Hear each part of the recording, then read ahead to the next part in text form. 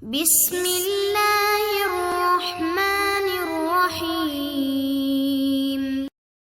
Fi hadzal kitab al-ya'ni Asy-Syaikh Al-Alim wal Fadil Abi Abdul Mu'ti Muhammad Nawawi Al-Bantani wa Syekh Al-Imam Al-Alim wal Fadil As-Salim Ibnu Suman Al-Hadrami wa li jami' ulama fi mamlakati Bengkulu ala hadhihi niyyah wa li kulliyatin salihah. Al-Fatihah. A'udzu billahi minasyaitonir rajim. Bismillahirrahmanirrahim.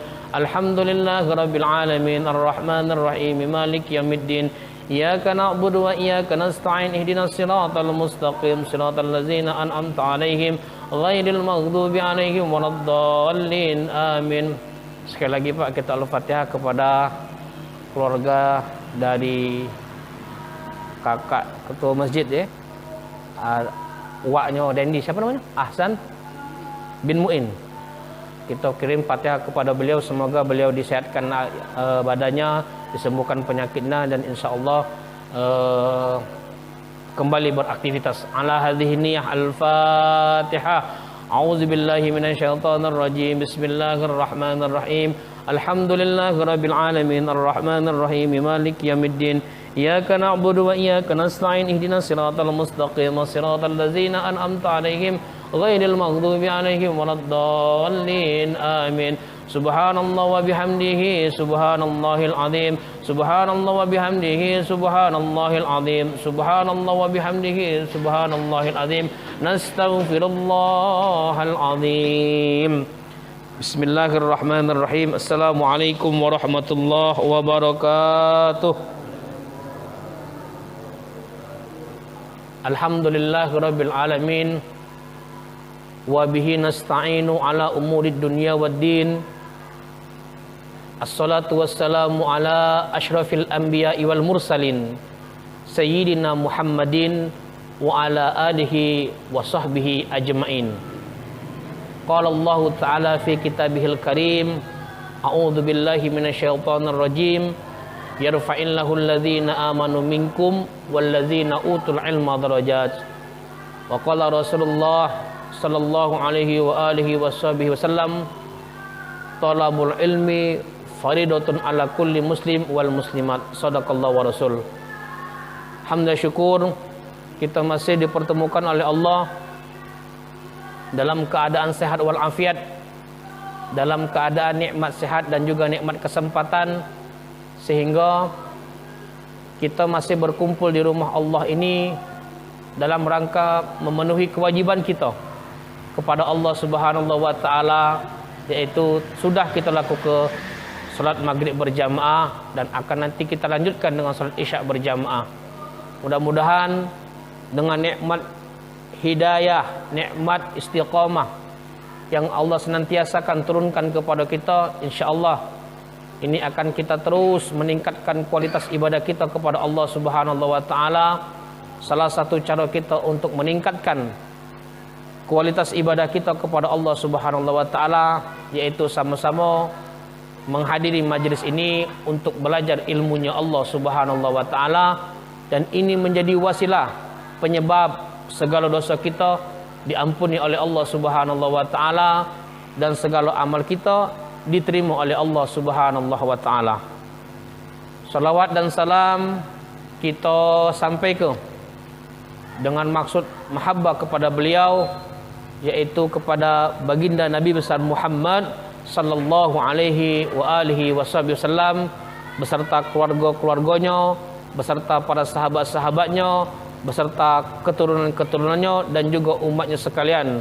Fa insyaallah kita semua bagian dari umat Nabi Muhammad sallallahu alaihi wasallam yang mencintai beliau dan akan mendapatkan syafaat beliau kelak di yaumil qiyamah. Amin ya rabbal alamin.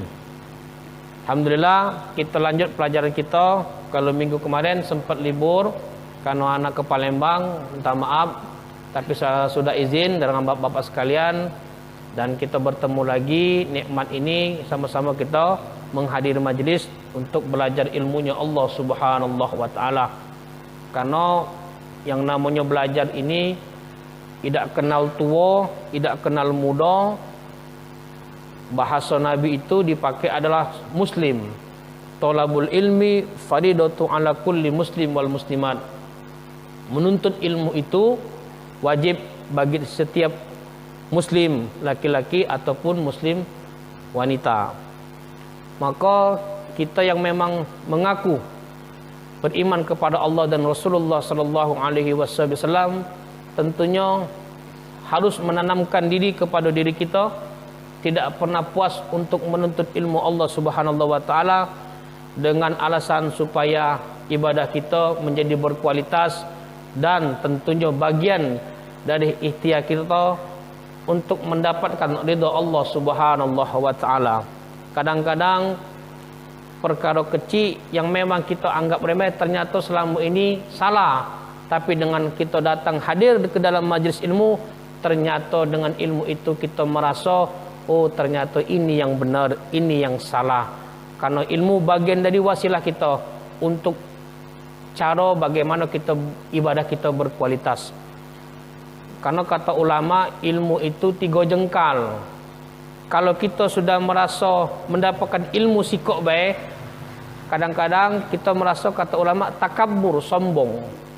Padahal kita baru dapat sikok ilmu. Tapi ketika kita sudah masuk jengkal kedua, maksudnya kita dapat lagi ilmu yang kedua, maka kita merasa oh kita akan berkurang. Ternyata kita ni masih kurang dengan ilmu. Artinya tawaduk kita ini. Tapi ketika kita nambah lagi ilmu, diri kita akan merasa bahwa kita ni tidak kata apa-apa tanpa ilmu. Maka ilmu ini harus kita kejar. Utlubul ilma minal mahdi ilal lahd. Tuntutlah ilmu dari bayi, dari lahir sampai ke dia meninggal lagi. Artinya tak kata batasan untuk menuntut ilmu. Nah, tak usah tinggi-tinggi yang ilmu yang kita pelajari. Kita benar dulu ilmu bagaimana cara kita praktik ibadah kita. Benar atau tidak? Salah satunya yang akan kita pelajari adalah rukun wudu. Kemarin sudah kita bahas tentang masalah niat. Kita ulang sedikit. Niat itu adalah muqtarinan bil fi'li wa mahallu fil qalbi. Niat itu adalah muqtarinan bil fi'li, berbarengan dengan amal, wa mahallu fil qalbi, dan tempatnya di hati. Itu niat. Yang galak kita sebut usolli atau nawaitu secara zahir dengan ucapan, maka itu lafaz niat, bukan niatnya, lafaznya. Kita sudah jelaskan kemarin, kalau nyebut lafaz hukumnya sunnah, tidak wajib. Tapi kalau niat wajib. Nah, niat itu di dalam hati. Kemarin niat wuduk kita sudah bahas, ada 3 pembahasan caranya. Tinggal bapak-bapak tinggal pilih nak yang mana. Sengaja aku berwuduk karena Allah Ta'ala boleh, atau misalkan sengaja aku untuk mensucikan hadas karena Allah Ta'ala boleh. Itu merupakan bagian dari kita untuk niat berwuduk, tapi tempatnya di hati. Kapan ngembeknya? Pada saat kita ngembek. Kapan ngembek niatnya? Pada saat kita menumpahkan air ini dalam artian membasuh wajah, maka serempak dalam hati kita berniat untuk berwuduk. Itulah niat. Jadi niat merupakan bagian dari wajibnya atau fardunya wuduk. Idak katik niat, idak sah. Tapi kalau idak katik lafaz, niat ada sah. Karena lafaz merupakan hukumnya sunnah. Kita masuk rukun yang kedua di dalam wuduk adalah qala al-muallim rahimahullahu ta'ala wa nafa'ana fid daril amin. Qala Syekh radhiyallahu an, kata ulama al-Imam Nawawi al-Bantani, ats-tsani, adapun rukun yang kedua di dalam wuduk, ghusdul wajhi, yaitu membasuh muka. Nah, jadi yang pertama adalah niat. Setelah niat, yaitu adalah ghuslul wajhi, membasuh muka. Timbul pertanyaan, yang dikata muka tu apa nian? Yang dikata muka tu mak mana batasannya? Jangan-jangan yang selama ini kita perhatikan ngecap baik, tapi ternyata secara kita lakukan ini tidak sampai keseluruhan sehingga tidak sah wuduk kita. Ya, maka nanti akan dijelaskan para ulama apa yang dimaksud muka itu. Apakah di sini baik, di sini tidak dikata ke muka karena ini pipi, apa muka itu secara keseluruhan? Itu muka. Maka dijelaskan kaki oleh para ulama. Apa kata beliau? Wa huwa ma baina manabiti sya'ri ra'sihi wa tahta muntaha lihiyatihi wa ma baina uzunaihi. Jadi kata beliau, yang dikata ke muka itu, yang dikata ke wajah itu, kata beliau, ma baina manabiti sya'ri ra'sihi, yaitu bagian di antara tempat-tempat tumbuh rambut kepala. Ya, bagian di antara tempat-tempat rambut kepala. Di antara ini kepala, ini rambut. Nah, di antara ini berarti sekitar sini kan, di antara. Nah, ini di antara berarti sekitar sini. Mulai tumbuhnya rambut, ya. Nah, berarti sini kalau sudah mulai sini. Nah, di antara muka di sini berarti. Tapi dilanjutkan lagi oleh beliau, wa tahta muntaha lihiyatihi, dan di bawah ujung janggut. Dan di bawah ujung berarti batasannya sampai ke ujung janggut, kata beliau. Ada lagi kata beliau tambahan, wa ma baina uzunaihi, dan di antara anak telinga. Maka inilah disebut wajah. Maka sekitar ini wajib harus hadirnya air wudu. Wajib harus adanya air wudu di antara rambut kepala, di antara dua telinga, dan di antara ujung, dan di batasan ujung janggut. Inilah muka. Maka kalau di sini ini bagian dari muka. Maka wajib hadir ke air wuduk di muka kita. Paham itu Pak? Nah, muka ini bagian, atau wajah ini bagian dari min arkanil wudu, bagian dari rukunnya wudu yang harus kita penuhi. Sekali lagi ku jelaskan. Beda syarat sama rukun, harus tahu. Syarat sebelum amalan wajib kita hadir ke. Yang namanya rukun pada saat amalan kita ada ke. Kalau syarat sebelum kita amalan harus dihadir ke. Misalkan syarat berwuduk harus punya air tahir mutahhir, maka kita harus hadir ke dulu. Air tahir mutahhir. Apa itu Ustaz? Air tahir mutahhir, air yang bisa mengangkat hadas, atau air suci yang bisa mengangkat hadas. Syarat yang kedua, mesti agama Islam misalkan. Syarat yang ketiga, mesti berakal misalkan. Enggutlah dia bagus wuduk, kalau dia bukan agama Islam, tidak sah wuduknya. Dia paham cara berwuduk, 3 kali, bahkan sunnah-sunnahnya dihadirkannya pada saat wuduk, tapi dia kafir, maka tidak sah wuduknya. Kenapa? Karena terhalang oleh syarat tadi. Itu syarat. Tapi kalau rukun, wajibnya wuduk harus dihadirkan pada saat amalan. Itu perbedaan antara rukun sama syarat. Ya. Maka orang yang galak berwuduk ini bapak, istiqomah dia, rainya ini kaget berwarna terang benderang seperti warna putih yang ada di surganya Allah, yaitu hewan kuda yang ada di surganya Allah.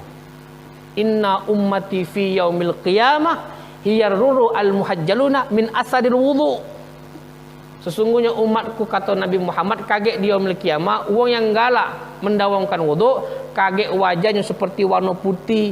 Yang putih itu seperti putih yang ada di kuda itu di surganya Allah, dan tangannya akan terang benderang menjadi cahaya. Itu orang yang sering mendawamkan wudu, tidak pernah lepas dari wudu. Ya, tidak pernah lupa. Anak ingat ke pesan dari guru kami Kiai Haji Ahmad Safi Yunus, apalagi zaman corona ini, jangan pernah lepas dari wudu, karena wudu ini benteng dari umat Islam untuk menjaga dari penyakit. Itu kata guru kami Kiai Haji Ahmad Safi Yunus rahimahullah taala, semoga Allah memberkahi beliau.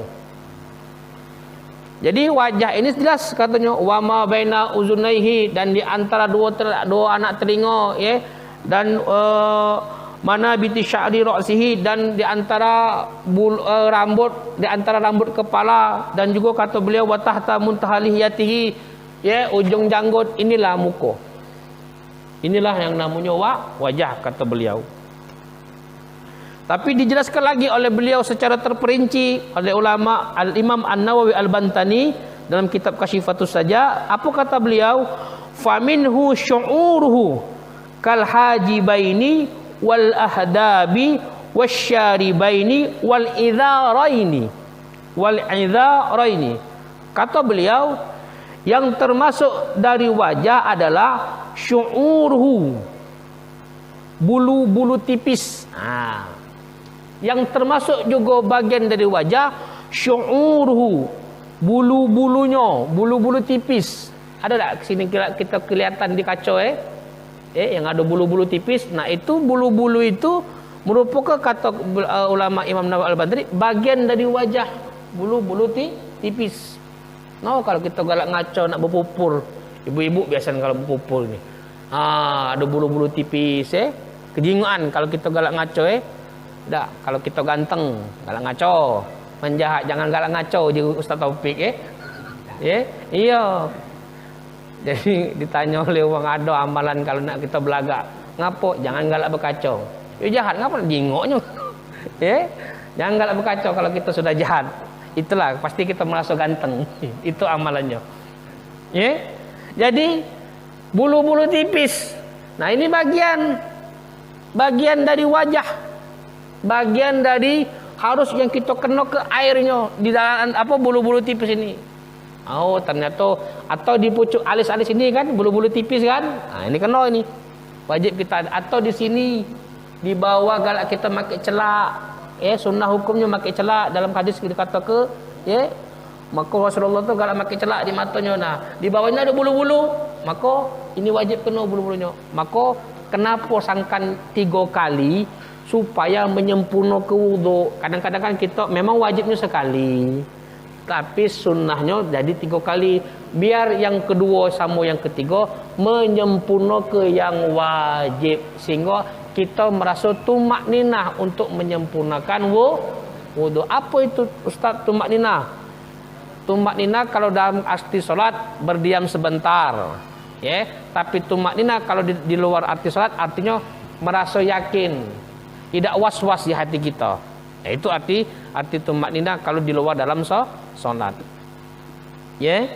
Maka bulu-bulu ini bagian dari wajah. Nah, apa kata beliau terhadap bulu-bulu tadi, terhadap yang namanya bulu-bulu tadi, termasuk tadi kata beliau wasyaribaini, 2 kumis. Syarib, syaribaini 2 kumis, maksudnya itu kan dia kan ada 2 sisi sini kan. Ini tengah-tengah. Ini 2 sisi kan? Nah, ini maksudnya 2 kumis. Maksudnya kumis-kumis di sini itu bagian dari wajah, wajib kena.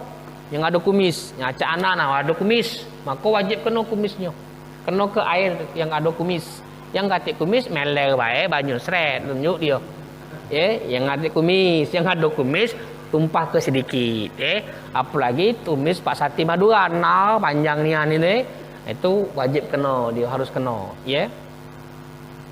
Ada lagi kata beliau wal idharaini, dan izar, bulu-bulu tipis yang berhadapan dengan telinga di sini, biasanya ada bulu sini, nah itu wajib kena itu. Ada ke kena, ambil air.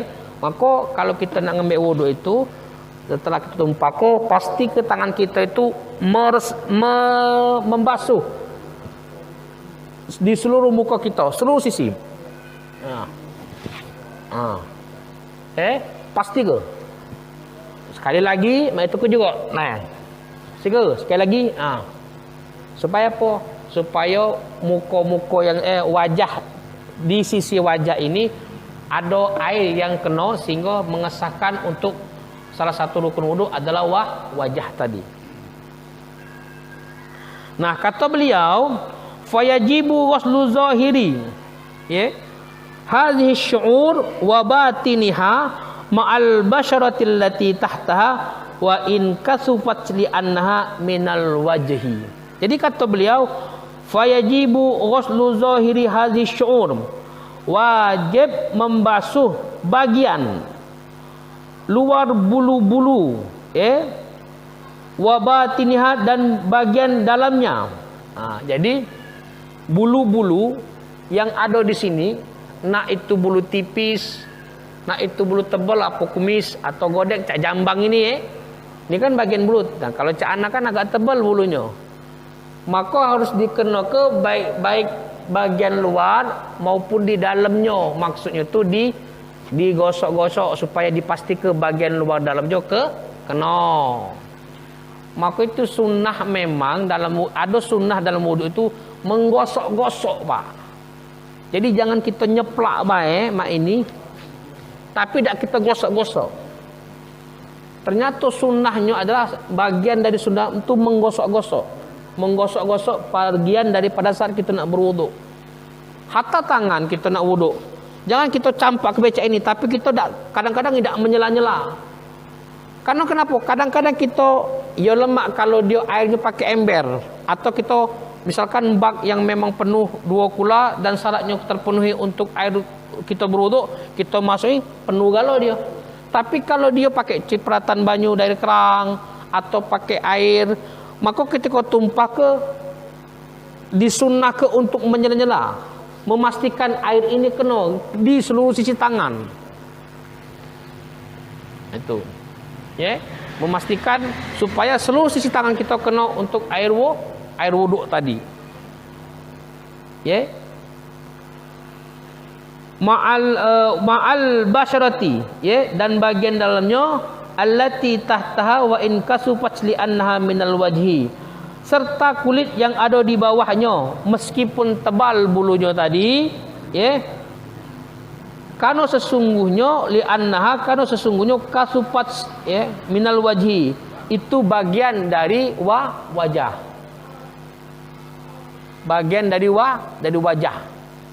Bulu-bulu itu bagian dari wajah. Maka dijelaskan para ulama, bulu-bulu bagian dari wajah minal wajib, maka wajib harus dikenakan dengan air. Oh, macam itu ketemunya. Maka kita ke depan kita harus perhatikan tentang cara wuduk kita. Macam itu. Karena kadang-kadang kan ilmu turunan, Pak. Ilmu turunan ni macam ini macam, tapi secara terperinci tidak dijelaskan. Anak juga waktu sebelum masuk pesantren baru tahu ternyata wuduk yang benar itu seperti itu. Selama ni belajar ngaji dengan TPA ternyata diajar ke baik batas siku wajahnya sebenarnya, tapi ternyata ada sunnahnya. Yang sunnah ini kalau kita penuhi bagian dari kesempurnaan wuduk. Karena sunnah, kedudukan sunnah adalah kesempurnaan, dalam kewajiban, bukan mengganti. Sunnah itu hukumnya sunnah itu bagian dari kesempurnaan untuk menyempurnakan yang wajib tadi.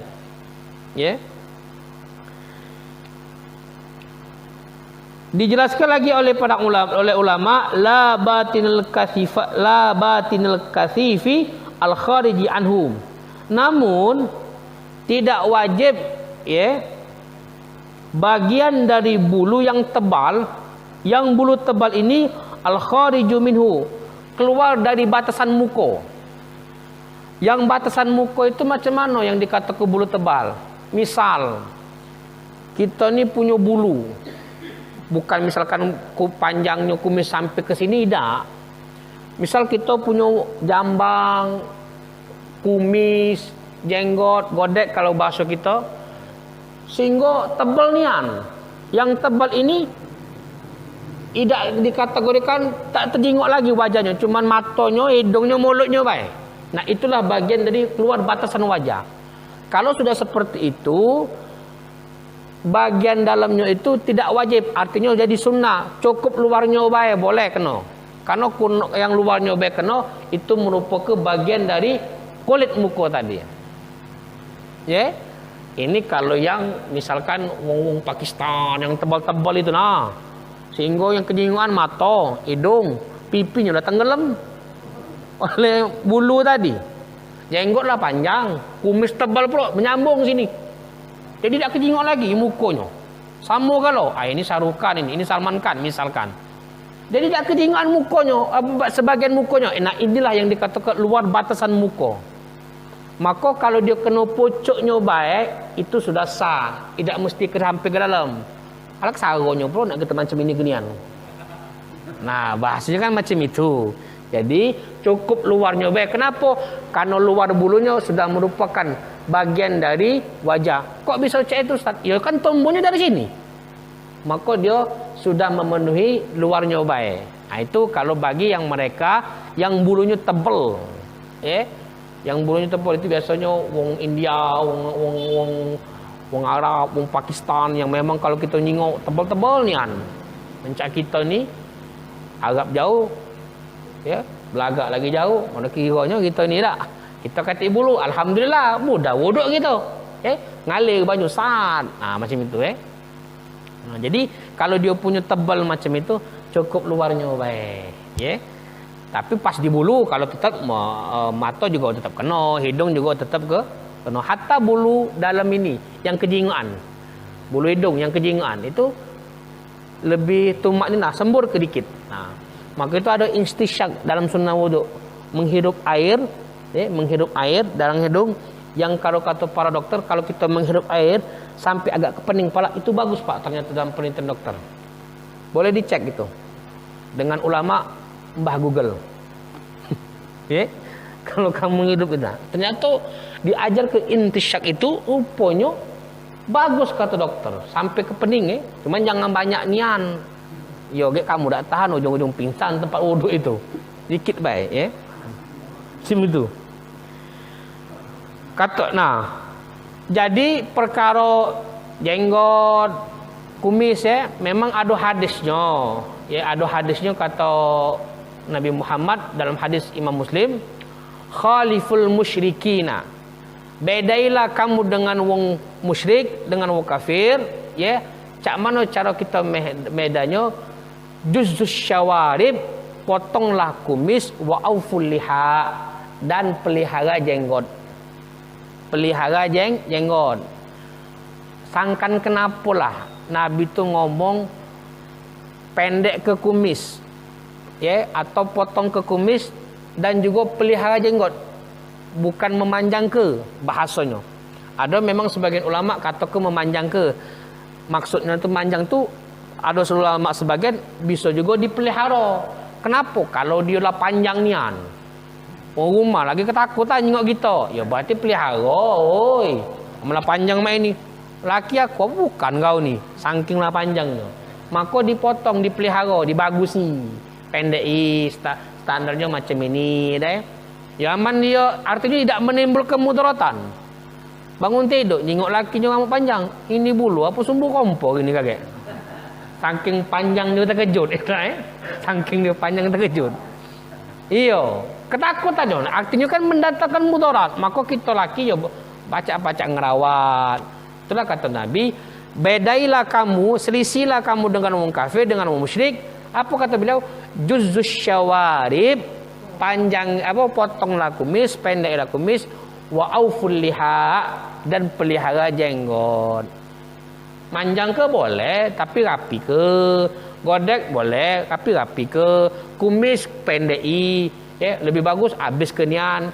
Sunnahnya di hari Jumat, motong-motong macam itu, motong kuku hari Jumat sunnahnya, motong kumis di hari Jumat, rapi ke di hari Jumat, sunnahnya macam itu. Karena Nabi melakukannya di hari Jumat, itu sunnahnya. Boleh pahala gitu, pahala hidup ke sunnah Nabi, pahala kita ngidup motong kumis atau pelihara jenggot. Kenapa? Karena wong kafir, wong Yahudi, wong Majusi, kamu jengok benar wong Yahudi tu nyambung kumis, saking panjangnya nyambung ke bulu janggut, panjang-panjang sehingga godeknya juga macam ini kiwil-kiwil. Kalau kamu jengok di YouTube wong Yahudi tu. Nah, kita harus beda dengan mereka. Maka Nabi ngasih contoh khaliful musyrikannya. Bedakanlah kamu dengan orang musyrik, dengan orang kafir. Itu apa? Dengan motong kumis, pendek kumis, dan pelihara jenggot rapi. Maka kita berbeda dengan mereka. Apa kata Nabi? Man tasyabbaha biqaumin fahuwa minhum wa husyira ma'hum yaumil qiyamah. Barang siapa yang menyerupai suatu kaum, kaget dia dikumpul ke sama kaum itu. Nah, kita jangan samui dengan mereka. Maka kita harus beda. Pendek kumis, manjangi jenggot rapi ke, itu perbedaan kita dengan wong kafir. Dia, kalau secara jelas ibadat pasti berbeda. Tapi secara untuk di badan kita, nah kita harus juga beda dengan mereka seperti itu, ya. Masih? Oke. Berapa lama lagi? Masih lama, belum lagi, Iya. Iya. Ya kaget kelewatan. Sian yang tua-tua ni. Ya. Yang muda ni tak pula. Ya. Yang tua tu mungkin sarung tegak, nak wuduk pula ini. Ha? Iya deh. Kalau di sini baru jam 7.08 Isyak kita jam 19. 19 Iya. Jam 7.10 lah deh. Ada sesi tanya jawab kan lemak pula kan. Kata beliau, wa in kasufa wajaba ghuslu zahirihima duna batinihima lil musyaqqati. Dan kalau misalkan tebal, ya, artinya kalau dia tebal, ya, kalau misalkan dia keduanya tebal antara yang janggut sama kumis tadi, keduanya tebal misalkan, tebal galo, kata beliau, wajib ghuslu zahirima, maka wajib basuh keduanya. Kalau tebal galo, ya, tebal galo artinya apa?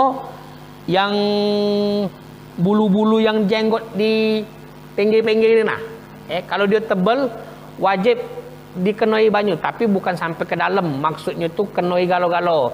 Itulah tadi fungsinya digosok tadi. Itu kata para ulama. Ya, maka wajib dikenai. Jangan sampai kita tu kadang-kadang kan kita membasuhnya sekendak-kendak kita, tapi dengan kita ikhtiar membasuhnya macam ini. Ini bagian dari cara kita untuk ngeno ke bulu-bulu yang tadi, baik bulu tebal ataupun bulu tipis tadi. Maka wajib harus keduanya kena, kata beliau. Nah, sikok lagi, illa idza kana li imra'atin. Kalau bulu itu terdapat di betino, kalau yang betinonya, ini kan lanang wajah, ini betino.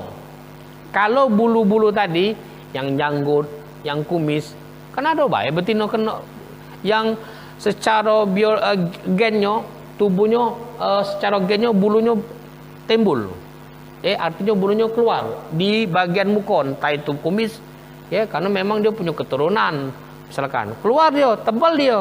Ini khusus betina misalkan. Apa kata ulama?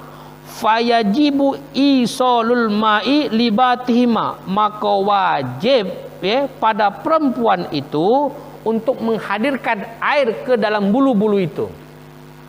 Ke dalam bulu-bulu itu. Kalau di betino, ya, ma'a basyaratihima, dan menyampaikan air pada bagian keduanya, ya, linudrati zalika, ya,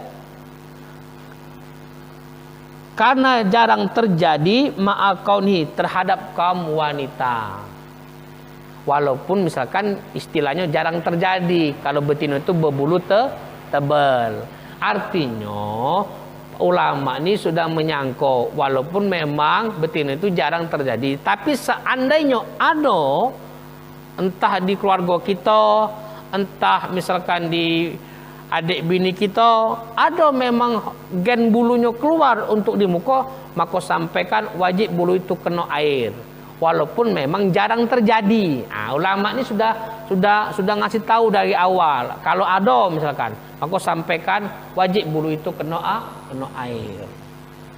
Nah, itu, karena memang istilahnya ini kan kita ini kan supaya nak ngambil sahnya tadi, sahnya wuduknya tadi, bapak-bapak sekalian. Kadang-kadang kalau kita berwuduk ini mesti kita juga perhatikan pada saat menumpahkan air tadi. Makanya ketika kita nak ngusap di muka tadi, disunahkan menjadi 3 supaya menjadi tumak ninah dalam hal mengusap wajah tadi. Macam itu. Terakhir, qala Sayyidul Maghani, berkata Sayyid Al-Maghani, seorang ulama. Berarti Imam Nawawi mengambil pendapat dari seorang ulama yang bernama Sayyid Al-Maghani, Berkata Sayyid Al-Maghani, kata ulama, inilah tawaduknya Imam Nawawi, ya. Sebenarnya bisa baik dia mengartikan itu, tapi dia tetap berpendapat dengan ulama yang lain. Artinya dia berlapang dada, tidak ada keegoisan dalam hal mengartikan sebuah makna. Karena dia merasa, mungkin dia merasa ada yang lebih hebat dari kita. Inilah tawaduknya ulama, tawaduknya ustaz, tawaduknya kiai, tawaduknya ulama. Salah satu bagian dari sifat mulia mereka, Bapak Ibu sekalian. Jadi kalau kita punya merasa tawaduk, maka itu bagian dari cara kita bersikap, bahwa kita ini tidak kata apa-apa. Tapi jangan merasa tawaduk, jangan merasa sudah tawaduk. Kata Al-Imam Ibnu Athaillah As-Sakandari, kalau diri kamu sudah meyakini, sudah merasa aku sudah tawaduk, aku sudah istilahnya, pokoknya aku lebih inilah dari wong, aku dah galak. Itu sudah merasa tawaduk dia.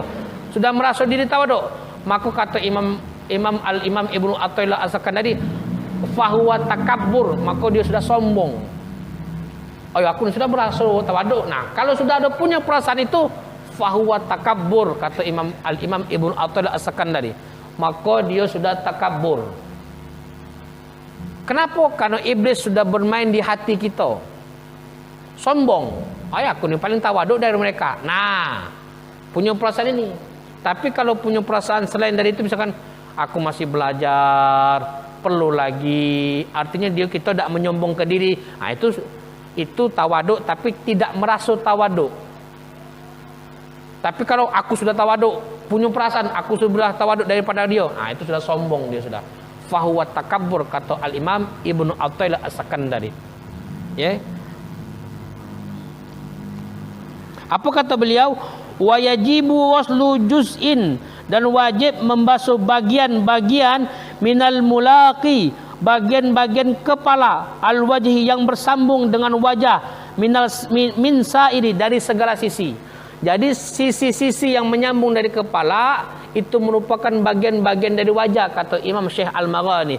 Kata beliau, ini wajib kena. Benar, masih ada hubungan dengan makna, kata Al-Imam An-Nawawi Al-Bantani, di antara kulit, di antara rambut, di antara dua telinga dan ujung janggut. Ternyata satu pemahaman dengan Syekh Al-Maghani.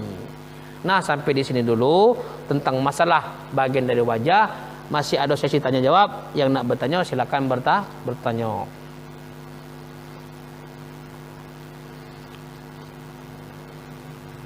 Bertanya. Tak ada tanya, tutup gitu. Iya. Iya, tak berjanggut. Tanya ya janggut.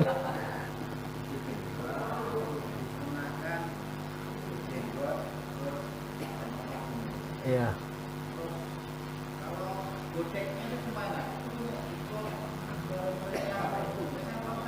Oh ya. Jadi kata para ulama, jenggot itu yang hadir di bawah dagu. Ini jenggot. Itu jenggot. Kalau ini bukan jenggot, jambang, godek. Ya. Memang secara bahasa hadis sudah kata, tapi kita ngambil dari keindahan. Jangan sampai kalau kita ada kepanjangan yang namanya jambang, justru membuat wajah kita tidak bersih. Ya, Innallah jamil yuhibbul jamal.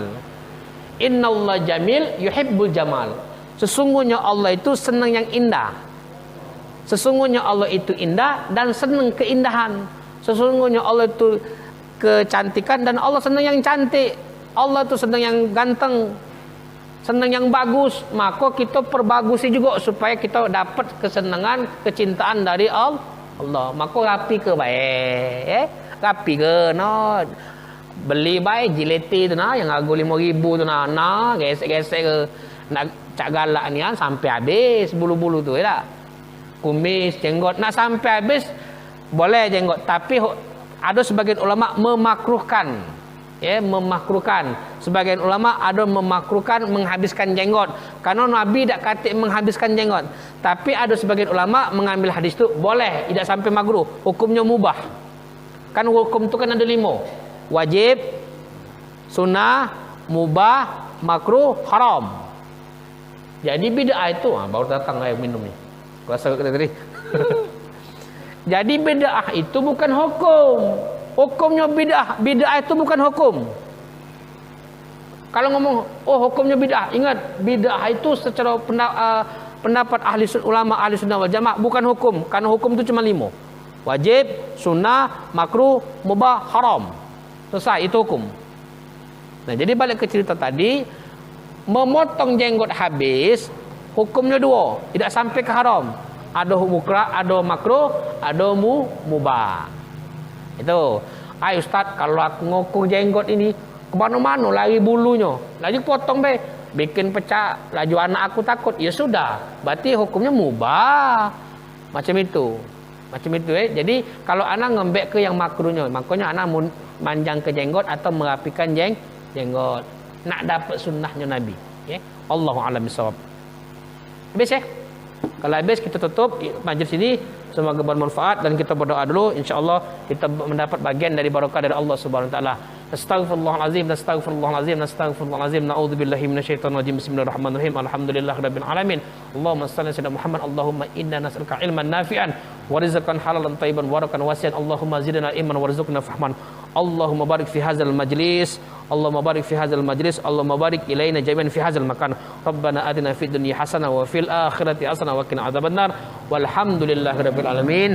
Minta maaf segala kekurangan. Assalamualaikum warahmatullahi wabarakatuh.